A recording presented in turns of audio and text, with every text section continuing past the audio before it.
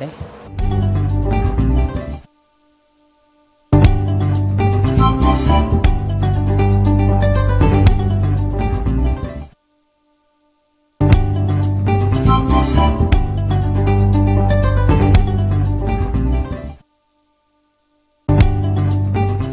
journal avec Cheikh Tidiane Diao, présidentielle 2024. La Cour d'appel de Dakar confirme la victoire au premier tour de Bassirou Diomaye Faye. Oui, à l'opposant, Bassirou Diomaye Faye donc a été déclaré vainqueur de l'élection présidentielle du 24 mars avec 54,28% par la Commission nationale de recensement des votes qui a proclamé donc hier les résultats provisoires du scrutin.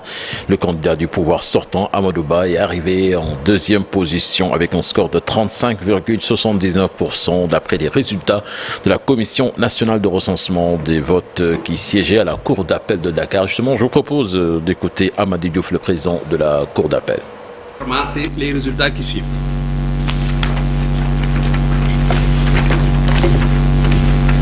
Nombre d'électeurs inscrits 7 371 890.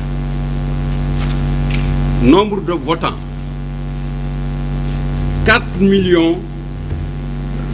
519 253. Nombre d'enveloppes trouvées dans les urnes 4 519 253. Nombre de bulletins nuls 33 991. Nombre de suffrages valablement exprimés 4 485 165. Voilà. Le taux de participation a été arrêté à 61,30%. En conséquence, les suffrages ont été répartis ainsi que suit.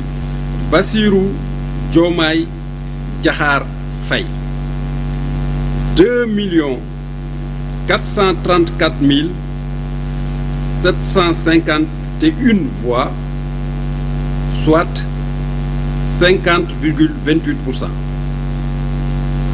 Amadou Ba 1 605 086 voix, soit 35,79% des suffrages exprimés.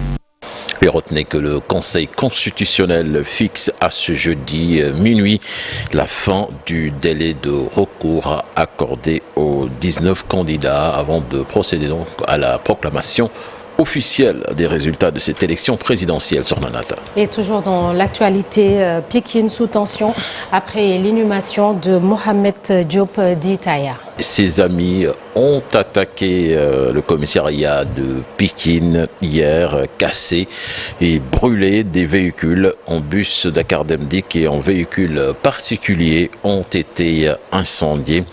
Rappelons que le jeune Mohamed Taya donc est décédé entre les mains de la police. L'autopsie révèle qu'Ahmed Taya, le décès donc est dû aux complications métaboliques et hémodynamiques dont polytraumatisme avec fracture déplacée des arcs postérieurs de la 4e et 9e côte, contusion pulmonaire et région fessière avec infiltration hémorragique importante, traumatisme du coude gauche. Par ailleurs, on note de multiples abrasions cutanées et une tuberculose pulmonaire évolutive sur Nanata. Et on parle, cher Tidiane Diao, de la fin du carême ce vendredi. La fête de Pâques se prépare dans un contexte économique très difficile. Au marché Tindiguen de Saint-Louis, les vendeuses de 1000 aliments essentiels pour la préparation d'une galère se frottent les mains. Si le pain de singe est disponible sur le marché, il coûte même très cher. Constat dans ce reportage signé Ousseynou Diop et Habib Sek. Au marché Tindiguen, les vendeuses de 1000 et de pain de singe s'activent.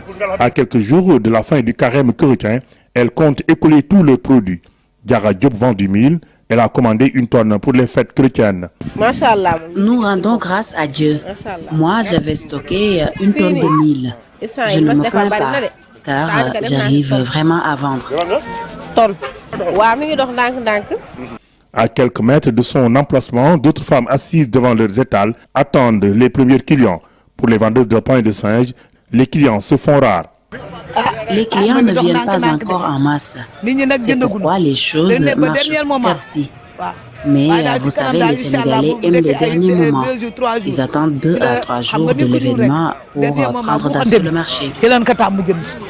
Ici, le produit acheté à des centaines de kilomètres de la ville de Saint-Louis est jugé trop cher par les commerçantes de Saint-Louis. Le pot de pain de singe est vendu entre 900 et 1000 francs CFA.